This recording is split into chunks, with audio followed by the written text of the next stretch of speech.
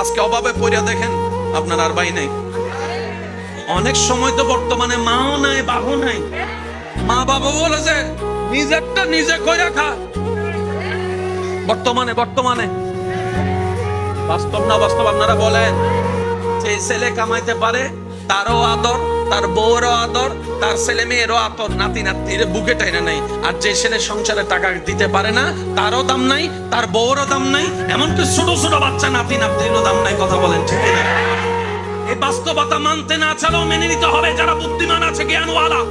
রব বলে যে দিলটা কাউকে দিস না যারা ভেঙে দিতে পারে, বরং দিলটা আমি রবের নামে ছেড়ে দে।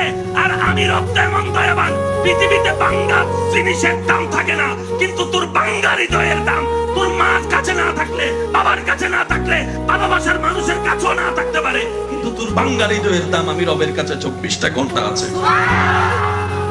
সেজন্য দিলটা সবসময় দিতে হবে কাকে? একটু জোরে বলেন, আরো জোরে। বান্দা হিসেবে দিব আল্লাহকে, উম্মত হিসেবে দিব নবীকে।